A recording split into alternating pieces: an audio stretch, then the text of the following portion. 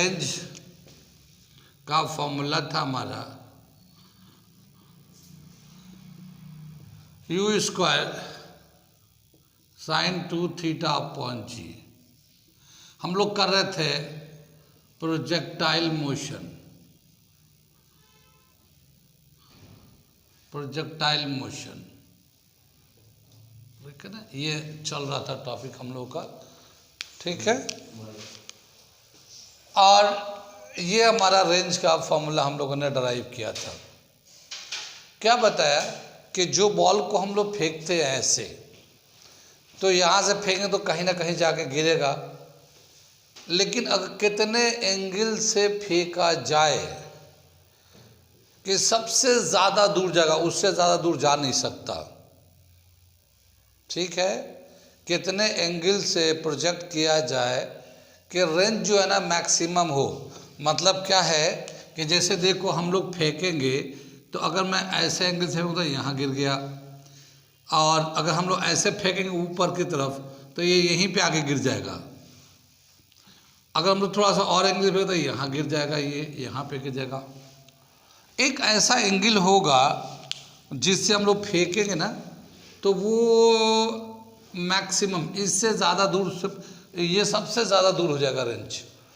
इससे पहले सभी यहाँ से यहाँ, यहाँ से यहाँ, यहाँ से ऐसे गिरेगा, वो सबसे बड़ा रेंज होगा।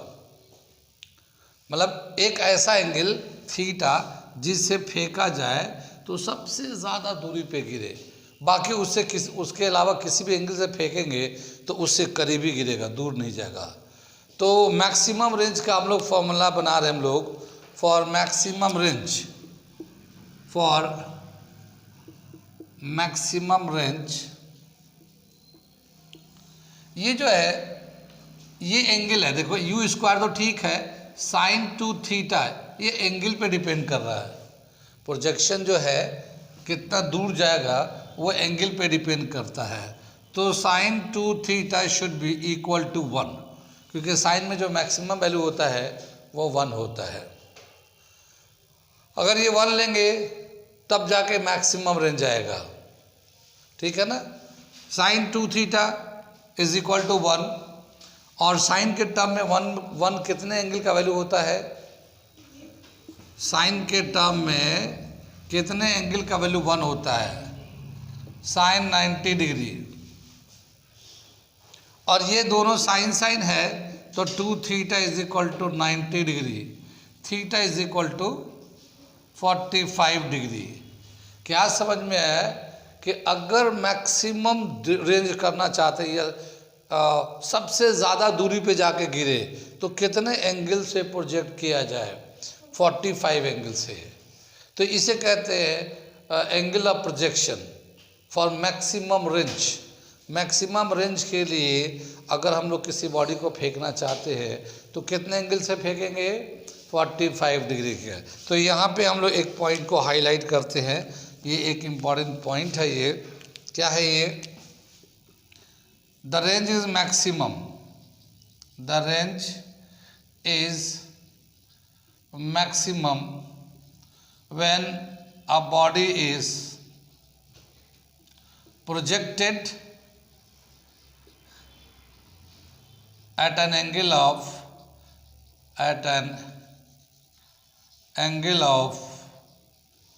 90 degree, not 90, at an angle of 45 degree.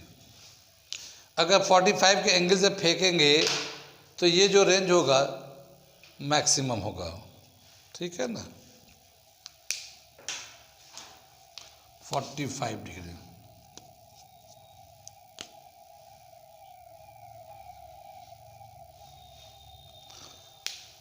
कितनी बात सुन में, ये तो हमारा ये हमारा जनरल क्वेश्चन भी पूछते हैं, मतलब ऐसे भी पूछते हैं कि अगर मान लो किसी बॉडी को फेंकना चाहते हैं और सबसे ज़्यादा दूरी पे गिरे तो कितने एंगल से फेंकेंगे, तो वो 45 के एंगल से फेंकेंगे, ठीक है।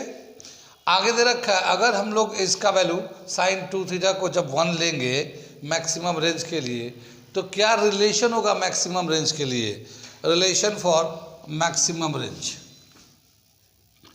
Relation for maximum range. R maximum के लिए रिलेशन होगा यू स्क्वायर अपॉन जी, ये रिलेशन हो जाएगा, ये यू स्क्वायर अपॉन जी, क्योंकि ये जो है ना साइन 2 थीटा जो है 1 हो जाएगा, तो यू स्क्वायर अपॉन जी बच जाएगा, रेंज मैक्सिमम हो जाएगा। तो मैक्सिमम रेंज का फॉर्मूला है यू स्क्वायर अपॉन जी। तो यहाँ दो बातें पता चले, एक तो ये कि मैक्सिमम रेंज का फॉर्मूला क्या होगा, सिंपली रेंज अगर चाहिए तो u square sine 2 theta upon g है, maximum range u square upon g, angle for maximum range 45 degree, ये दे रखा है।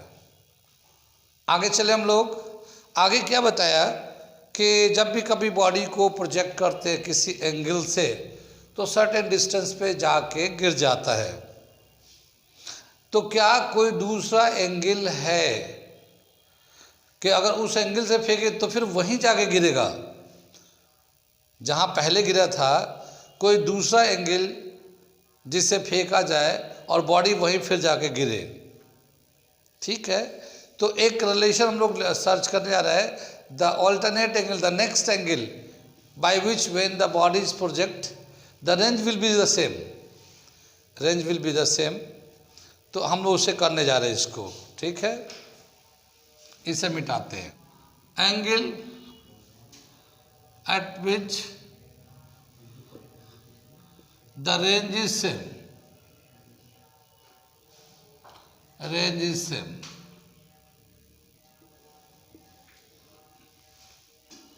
ठीक है।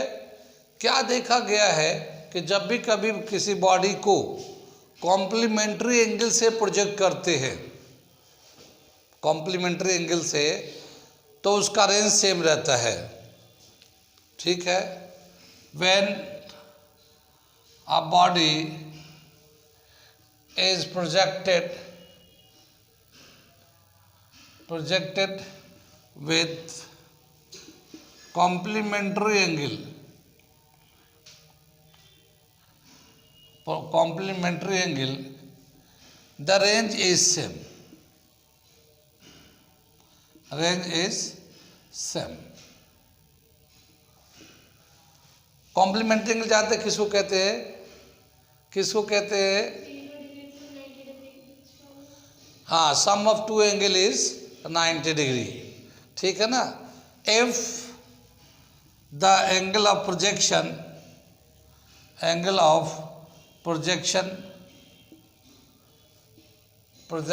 is theta, then the range will be same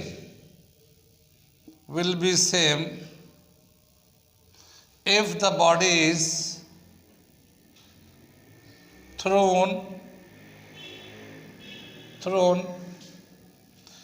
again by an angle 90 minus theta.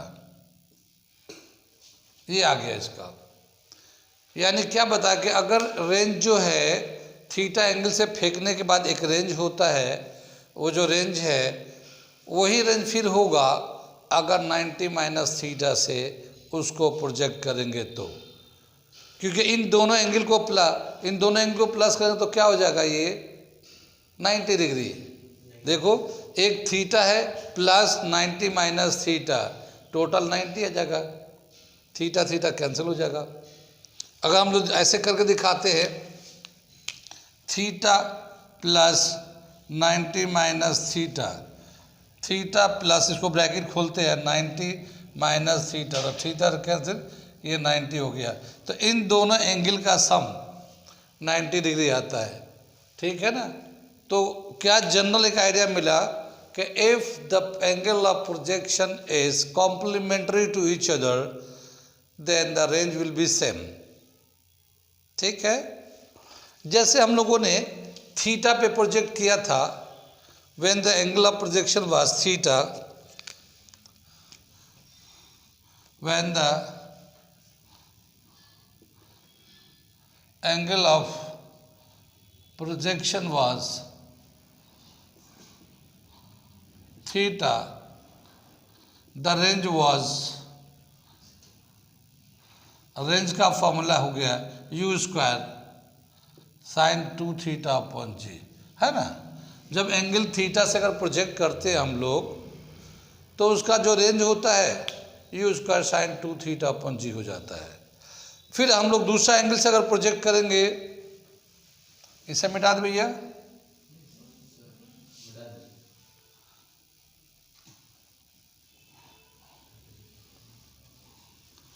when the angle of projection is 90 minus theta, now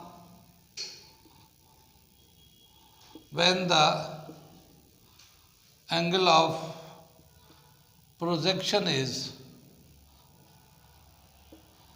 90 minus theta, then the range will be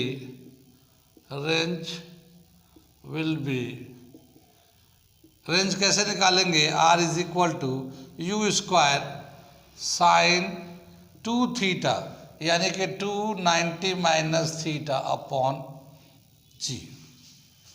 अब जो हमारा angle of projection होता है 90 minus theta है ये, तो theta की जगह पे 90 माइनस थीटा लिख दिया। एक बार थीटा से प्रोजेक्ट किया तो ये फॉर्मूला आ गया, दूसरी बार 90 माइनस थीटा से प्रोजेक्ट करके तो ये आ गया, ठीक है ना। अब इसको हम लोग सिंप्लीफाई करते हैं तो क्या होगा, u square sine 180 minus 2 theta upon g, ठीक है ना।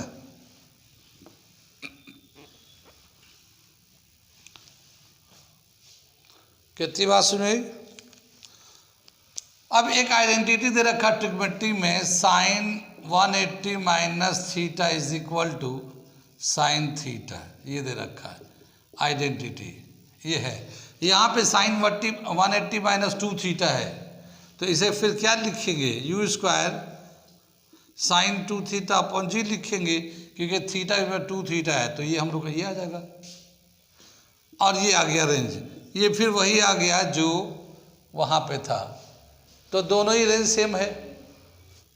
क्या समझ में आया कि यहाँ पे जो रेंज का फॉर्मूला आ रहा है वही यहाँ पे भी आ रहा है, लेकिन यहाँ पे एंगल ऑफ प्रोजेक्शन थीटा है और यहाँ 90 माइनस थीटा है, तो ये दोनों एंगल एक दूसरे के कॉम्प्लीमेंट्री एंगल है, ठीक। तो क्या लिखेंगे, the range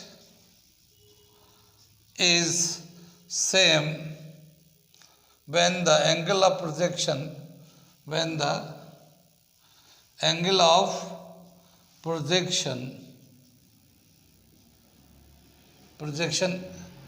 is complementary to each other, complementary to each other, एक दूसरे के वो कॉम्प्लीमेंट्री होंगे तो रेंज सेम आएगा। कितनी बात सुन में, कॉम्प्लीमेंट्री तो जानते हैं, ठीक है। अब मैं ऐसे पूछ लेता हूं, जैसे मान लो पहले हम लोगों ने 30 के एंगल से प्रोजेक्ट किया, 30 के एंगल से प्रोजेक्ट किया तो कहीं ना कहीं जाके गिरा है। अब हम फिर कितने एंगल से प्रोजेक्ट करें कि बॉल वहीं जाके गिरे, कितने एंगल से प्रोजेक्ट करेंगे,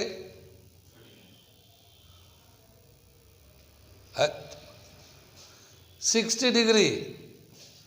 कॉम्प्लीमेंट्री का क्या मतलब है, दोनों सम करके 90 हो जाएगा। तो पहले जब हमने 30 से प्रोजेक्ट किया था जहाँ जाके गिरा है, दोबारा हम चाहते हैं कि दूसरे बार फेंके वहीं जाके गिरे, मगर 30 के एंगल से नहीं, कोई दूसरे एंगल से फेंके। तो कौन सा एंगल होगा, 60 डिग्री, क्योंकि 90 में से 30 माइनस कर दो, 90 में से यहाँ 30 डाल के माइनस करो तो बचेगा वो 60 डिग्री होगा। कितनी बात सुन में। तो कॉम्प्लीमेंट्री एंगल पे फेंकेंगे तो रेंज सेम होगी। कॉम्प्लीमेंट्री एंगल, मान लो हम लोगों ने 20 डिग्री से फेंका पहले, कौन कितने एंगल से, 20 डिग्री से कहीं ना कहीं जा गिरा होगा। दोबारा हम कौन से एंगल से फेंके कि फिर वहीं जाके गिरे, 70 डिग्री, कि भाई 20 डिग्री पे अगर फेंक दिया तो फिर वो कौन से एंगल से फेंका जाए कि दोबारा से वहीं जाके गिरे, 70। समझ में आ गया। अगर मान लो 35 डिग्री के एंगल से फेंका, एक जगह जाके गिरा रेंच, फिर हम कौन से दूसरे एंगल से फेंके कि दोबारा वहीं जाके गिरे, 55 डिग्री। पहला अगर एंगल 35 है तो रेंज सेम रखने के लिए अगर दूसरी बार दोबारा से फेंका जाए तो कितने एंगल से फेंका जाए, वो है 55 डिग्री, क्योंकि 90 में से 35 माइनस करेंगे तो 55 आएगा। कितनी बात समझ में आ गया ये कंसेप्ट।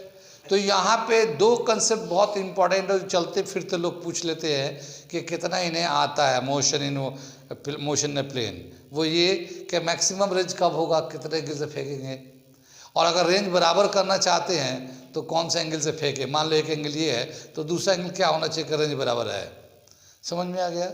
तो कॉम्प्लीमेंट्री एंगल से रेंज बराबर हो जाता है। और मैक्सिमम रेंज, मैक्सिमम का मतलब समझ में आया कि उससे ज़्यादा दूर अब जाएगा ही नहीं, चाहे जितना भी दम लगा के फेंक लो वहीं तक जाएगा वो, उस वेलोसिटी पे। उस वेलोसिटी पे एक वेलोसिटी है ना, जिसे u स्क्वायर वेलोसिटी ले रहे हैं, तो उस वेलोसिटी पे मैक्सिमम रेंज चाहते हैं तो 45 के एंगल से फेंक दीजिए, वो जहाँ गिरेगा वो मैक्सिमम। उसके बाद जितना भी एंगल बदलते रहो उससे पहले ही गिरेगा, उसके बाद ना वहाँ तक पहुँचेगा ही नहीं। कितनी बात सुन में। ये हमारा हो गया प्रोजेक्टाइल मोशन के 2-3 रिलेशंस और उसके ये एक कंसेप्ट। अब हम लोग देखते हैं इसके बेस पे क्वेश्चन कितने प्यारे प्यारे हैं, ठीक है, और कैसे कैसे इनके आपस में रिलेशंस हैं। तो मैं कुछ क्वेश्चन लिख रहा हूँ, ठीक है, और ये टॉपिक तो थ्योरेटिकल हो गया, अब थोड़ा सा न्यूमेरिकल कर लेते हैं हम लोग। तो मैं कुछ क्वेश्चन लिख रहा हूँ, करके दिखाता हूँ, समझाता हूँ। बहुत ही प्यारा टॉपिक है ये, कंपटीशन के हिसाब से छोटे मोटे सवाल अक्सर आ ही जाते हैं, ठीक है ना। ठीक है ना। अगला एक टॉपिक और है छोटा सा, वो मैं दिखाता हूँ। Horizontal projection, horizontal projection from a height, ठीक है ना। Horizontal projection from a height h ले लेते हैं। क्या समझ में आया इसको देखते हैं। मान लो ये एक बिल्डिंग है और ये ग्राउंड से इसकी हाइट जो है ना h है। जैसे हम लोग अपने छत पे, घर पे छत पे खड़े होके इधर उधर देखते रहते हैं, नहीं, हाय बाय ताय करते रहते हैं, और कभी कभी तो किसी को मारना होता है तो ऐसे मारते भी हैं, पत्थर ऐसे चला के, ठीक है ना। लेकिन वो जो पत्थर मारता वो नीचे जो रोड पे आदमी जा रहा ना, वो जो लड़का जा रहा जो छेड़ रहा था मुझे, उसको मैंने मारा है, ठीक है ना। हाँ, मुझे मतलब वो कर रहा था, प्रोवोक कर रहा था मुझे, तो मैंने छत से तो मैंने पत्थर मारा उसको। तो ये जो पत्थर मारेंगे उसको वहाँ से, तो वो जो पत्थर है वो कैसे जाएगा, वो ऐसे जाएगा, ऐसे जाके गिर जाएगा, ऐसे गिरेगा ना ये। तो यही लिखा horizontal projection from a height h height से अगर हम लोग फेंकेंगे तो कैसा जाएगा, उसका ट्रैजेक्टरी कैसा होगा, पाथ कैसा होगा। कितनी बात सुन में। अब ये हम लोग देखेंगे क्या ये एक प्रोजेक्टाइल मोशन है या नहीं। प्रोजेक्टाइल मोशन कब हम लोग बोलेंगे इसको, जब इसका ग्राफ पैराबोलिक होगा। पैराबोलिक कब होगा, जब इसका इक्वेशन क्वाड्रेटिक इक्वेशन होगा, तब हम लोग बोलेंगे ये एक प्रोजेक्टाइल मोशन है। तो छत से जब कोई ईंट फेंकेंगे या फिर एरोप्लेन, उड़ता हुआ एरोप्लेन के विंडो से खाने के पैकेट गिराएंगे, तो क्या वो एक प्रोजेक्टाइल मोशन होगा या नहीं होगा, ठीक है ना। लो ये ऐसे देख रहे हैं जैसे मैंने कोई गलत बोल दिया, खाने का पैकेट। जब फ्लड आते हैं, सैलाब आते हैं, तो लोग अपने घरों के छत पे, डालियों पे बैठ के बेचारे बच्चे इंतज़ार करते हैं। खाने का कौन पूछ रहा है, बनाएंगे तब खाएंगे, बनाए कहाँ, पानी पानी पानी पानी पानी पानी हो जाता है चारों तरफ। तो लोग कोई छत पे, कहीं कहीं पे बेचारे अपने, तो उस वक्त जब खाना पर आता है तो एरोप्लेन से खाना दिया जाता है लाके, जहाँ लोग होते हैं छत पे होते तो वहाँ से गिराया जाता है। वो ऐसा थोड़ी है कि एरोप्लेन से उतर के छत पे दे के फिर एरोप्लेन पे जाएंगे, वो ऊपर से ही फेंकते क्या मतलब गिराते हैं, उसका अंदाज़ा होता है कि यहाँ पे गिर जाएगा, यहाँ से छोड़ेंगे तो ऐसे प्रोजेक्टाइल होकर जाके उसके छत पे गिर जाएगा। तो तो क्या इस तरह के चीज़ जब करते हैं तो वो जो पैकेट है, वो जो मोशन है पैकेट का, क्या एक प्रोजेक्टाइल मोशन है, तो उसको देखने जा रहे हैं हम लोग। ठीक है, कितनी बात सुन। आगे बताया कि जब कभी हम लोग कोई बॉडी को यहाँ से छोड़ेंगे या छत से फेंकेंगे तो यहाँ पे जो वेलोसिटी होगा, यहाँ पे या यहाँ पे या यहाँ पे या यहाँ पे कहीं पे भी ले, हॉरिजॉन्टल वेलोसिटी हर जगह सेम होगा। हॉरिजॉन्टल ऐसे फेंका हुआ वेलोसिटी सेम होगा, लेकिन वर्टिकल वेलोसिटी चेंज होगा। क्यों? क्योंकि ग्रेविटी खींच रहा होगा नीचे से। तो क्या समझ में आया कि यहाँ से अगर हम लोग velocity along the x axis अगर निकालेंगे तो हर जगह सेम आएगा, हर जगह ये सेम आएगा। कहीं से भी निकाल लो, हर जगह ये सेम आएगा। बात समझ में आ रही है? लेकिन अगर हम लोग वर्टिकल कंपोनेंट लेंगे तो यहाँ पे ये थोड़ा छोटा सा ऐसे है यू आई, यहाँ पे उससे थोड़ा ज़्यादा बड़ा आ जाएगा यू आई, यहाँ उससे भी थोड़ा बड़ा ज़्यादा आ जाएगा यू आई। ठीक है ना, कितनी बात सुन में। तो वर्टिकल कंपोनेंट चेंज होते रहता है, हॉरिजॉन्टल कंपोनेंट सेम रहता है। ठीक, कितनी बात सुन में। अब हमें ये चेक करना है क्या ये मोशन प्रोजेक्टाइल मोशन है या नहीं। तो प्रोजेक्टाइल मोशन के लिए इसका ग्राफ पैराबोलिक होना चाहिए, पैराबोलिक के लिए इसका इक्वेशन क्वाड्रेटिक इक्वेशन होना चाहिए। तो उसे हम लोग करने जा रहे हैं, प्रूव करने जा रहे हैं कि क्या ये मोशन प्रोजेक्टाइल मोशन है। प्रोजेक्टाइल मोशन है तो इसका इक्वेशन क्या क्वाड्रेटिक इक्वेशन है, वो हम करने जा रहे हैं। कितनी बात सुनी।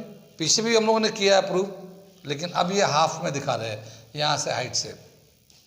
मान लो ये एक पॉइंट है, पी पॉइंट है, ठीक है ना, पी पॉइंट लेते हैं, ठीक है ना।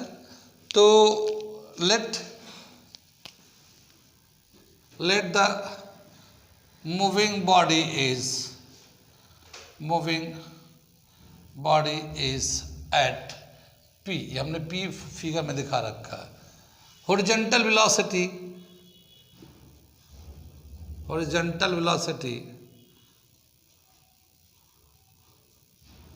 is ux is constant at everywhere। ठीक है ना।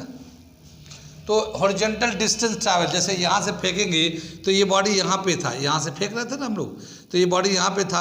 अभी हम लोग फेंका तो ये जाते जाते यहाँ पे जाके गिरा है। तो हॉरिजॉन्टल डिस्टेंस कितना जाएगा, हॉरिजॉन्टल डिस्टेंस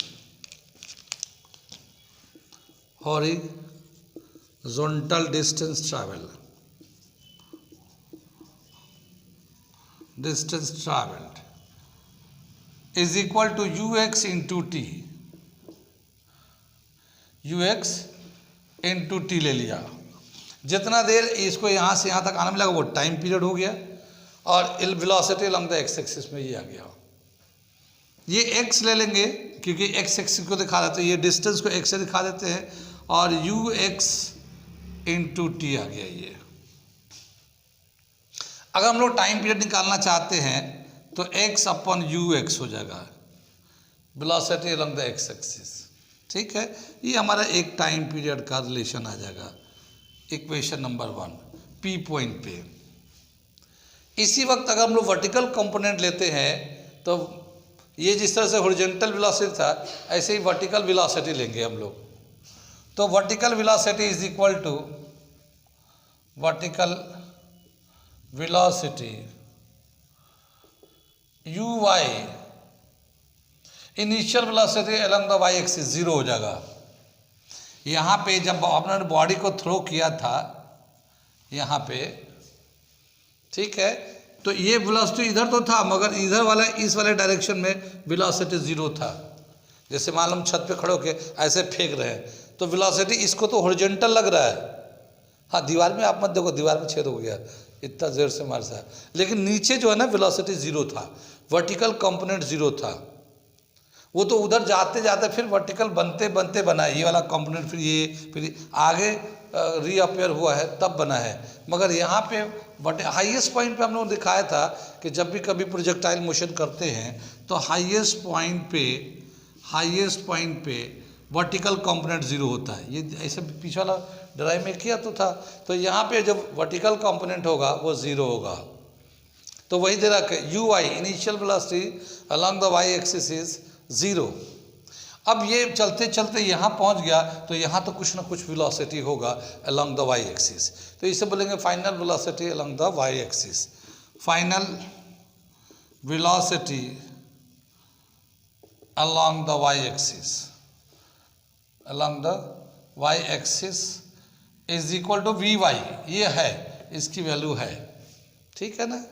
अब थोड़ी देर में ये बॉडी को जब हमने थ्रो किया था ऐसे ऐसे ऐसे, तो यहाँ पहुँच गया, तो वाई एक्सिस में कितना दूर आ गया, ये यहाँ इतना नीचे आ गया। यहाँ आने का मतलब क्या हुआ कि वाई एक्सिस पे इतना नीचे आ गया। ये कुछ बात सुन में आ रही है, ये इतना डिस्टेंस ट्रैवल कर लिया ये, ठीक है। तो अगर हम लोग डिस्टेंस ट्रैवल निकालते हैं अलोंग द वाई एक्सिस, तो distance travel along the y axis s is equal to u i t और plus half g t square, g t square, ठीक है ना। ये प्लस क्यों लिया है कि बॉडी नीचे आ रहा तो जी जो है ना प्लस में होता है, बॉडी जब ऊपर जाता है तो जी माइनस में होता है। कितनी बात सुन में आई। क्या बताया कि जब ये हमारा बॉडी डिस्टेंस कितना आया, ये ऐसे डिस्टेंस आया, वैसे यहाँ आ जाएगा ना बॉडी, यहाँ पे गिरेगा बॉडी, तो इसका टोटल डिस्टेंस h के बराबर हो जाएगा। लेकिन हम लोग इतना डिस्टेंस ट्रैवल किया। अब क्या बताया कि एस इज, इसको हम लोग चाहें तो y दिखा से देते हैं, y डिस्टेंस इतना दूर से y हो गया। और इनिशियल वेलोसिटी कितना है, ये देखो यू वाई ये 0 है, ठीक है ना, into t plus half g t square, तो ये y is equal to half g t square. दिख रहा भाई। आगे चले हम लोग। अब क्या बताया कि ये जो t है, इस t का वैल्यू यहाँ से उठा के डाल देते हैं। t का वैल्यू क्या था हमारा, x अपन यू एक्स, तो हम इसे डाल देते हैं। तो y is equal to half g और x अपन यू एक्स का होल स्क्वायर, ठीक है। और ये y जो है ये 1/2 जी अपन 2 यू एक्स स्क्वायर, देखो ये एक्स स्क्वायर अलग हो जाएगा, यू एक्स स्क्वायर भी अलग हो गया, तो हमने एक्स स्क्वायर को अलग कर दिया, यू एक्स को इसके साथ कर दिया, जी अपन 2 यू एक्स स्क्वायर। इसको हम लोग k ले लेते हैं, तो y is equal to k x square. तो ये जो इक्वेशन है एक क्वाड्रेटिक इक्वेशन बन जाएगा, क्योंकि x पे स्क्वायर आ गया, x पे स्क्वायर आ गया, तो ये एक क्वाड्रेटिक इक्वेशन हो गया।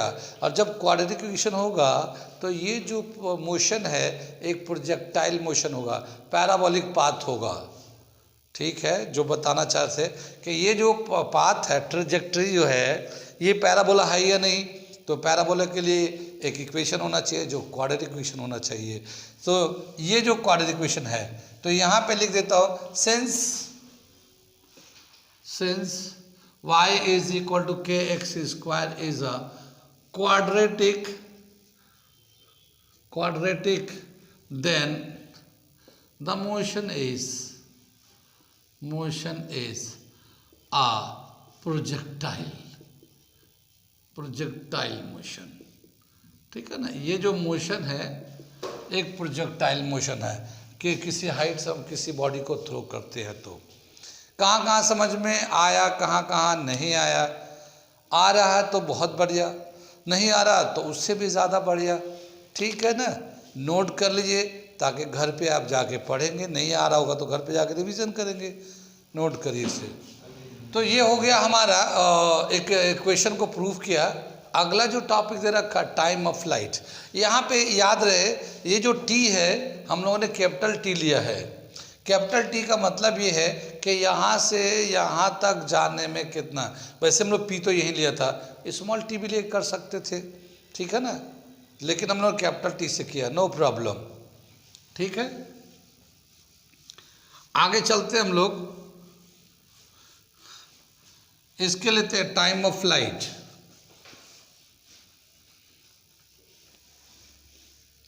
टाइम ऑफ फ्लाइट का क्या मतलब हुआ कि जब यहाँ से फेंकेंगे तो यहाँ से आते आते आते यहाँ आगे गिरेगा तो कितना टाइम लगेगा, तो इसको हम बोलेंगे टाइम ऑफ फ्लाइट।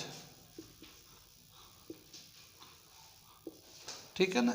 इसको मान लेते हैं ये कैपिटल टी आ गया, ये यहाँ से यहाँ तक आने में टोटल टाइम जो है कैपिटल टी लगेगा, ठीक है, यहाँ से यहाँ तक जाने में time of flight.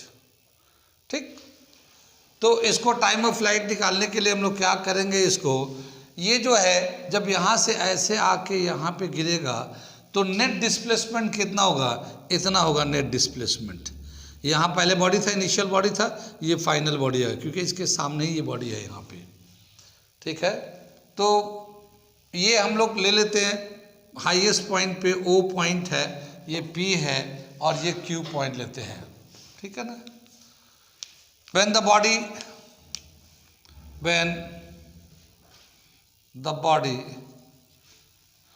reach at Q, ठीक है ना, reached at Q from O से Q तक पहुंचा तो the time taken is called, the time taken is called time of flight। जितना टाइम लगा उसी को हम लोग टाइम ऑफ फ्लाइट कहते हैं। नेट डिस्प्लेसमेंट, यहाँ पे नेट डिस्प्लेसमेंट है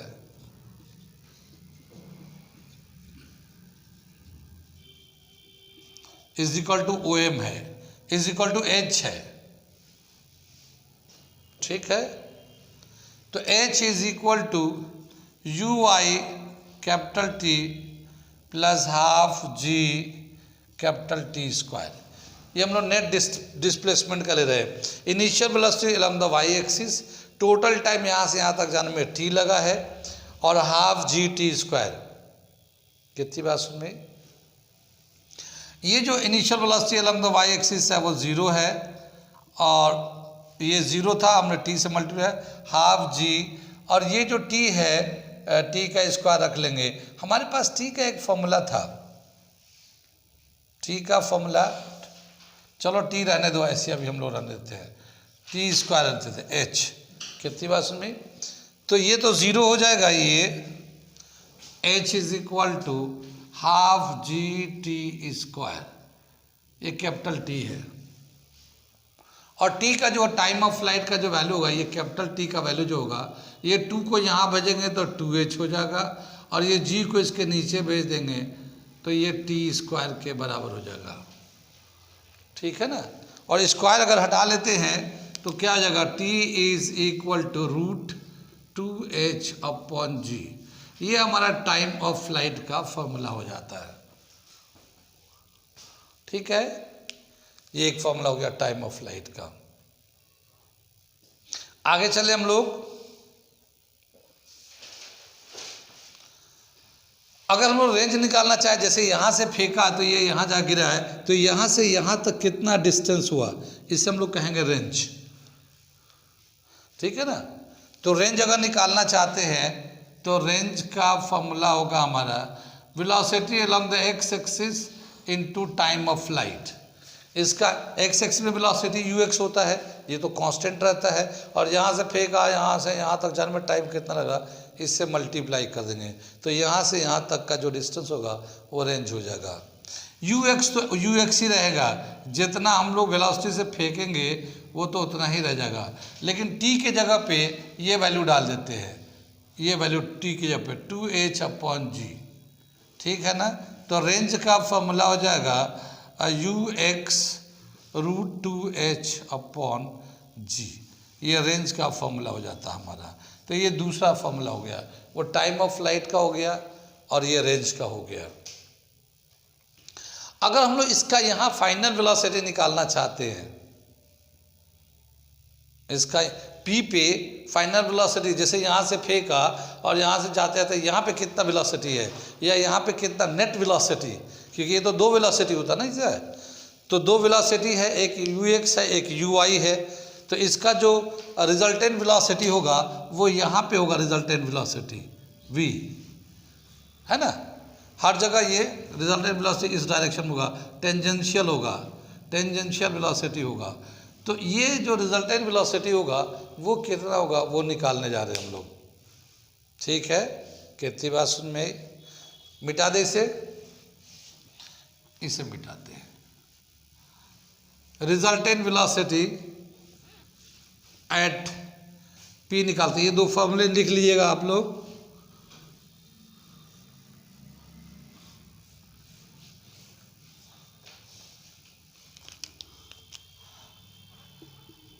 रिजल्टेंट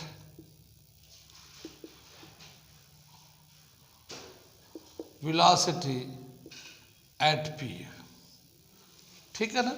तो पी पे जो है ना, ये तो हॉरिजॉन्टल वेलोसिटी तो कांस्टेंट ही रहता है, हॉरिजॉन्टल वेलोसिटी तो कांस्टेंट रहता है, ये तो चेंज नहीं होता, तो ये इतना ही आएगा। ये horizontal velocity is equal to u x. और अगर P पे यहाँ पे हम लोग वेलोसिटी अलोंग द y ले लेंगे तो ये वी वाई आएगा, velocity along the y axis, क्योंकि यू वाई तो यहाँ पे initial velocity along the y axis तो ज़ीरो होता है, यहाँ पे final velocity along the y axis निकालेंगे। और final velocity along the y axis कितना हो जाएगा, वेलोसिटी एट P,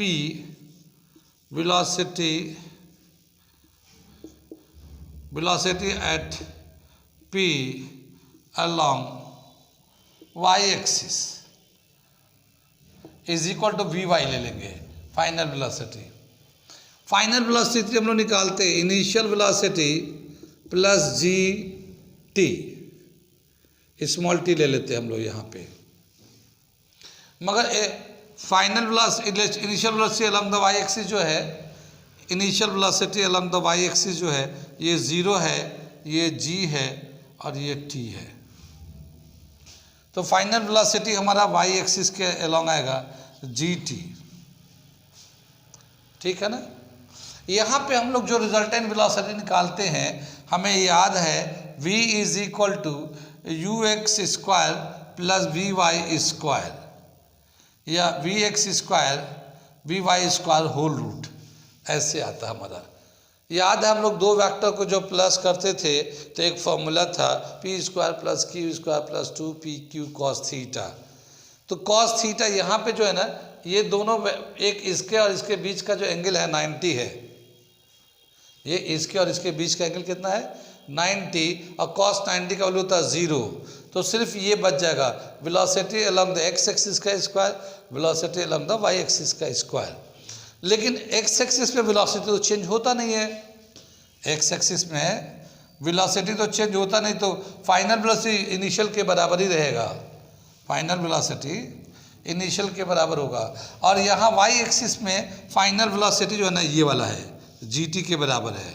कितनी बात सुनिए, तो इसको हम लोग लेते हैं जी का होल स्क्वायर होल रूट। तो ये हमारा एक फॉर्मूला हो जाता है net velocity of a projectile motion at any point P। कहाँ समझ में आ रहा होगा, अच्छा है, टॉपिक मज़ेदार है, इंटरेस्टिंग है, मज़ा आएगा। थोड़ा रिवीजन करेंगे तो आपको अच्छा भी लगेगा, ठीक है ना। तो आज यहीं पे हम लोग रहने देते हैं, कल करते हैं इसके आगे, ठीक है।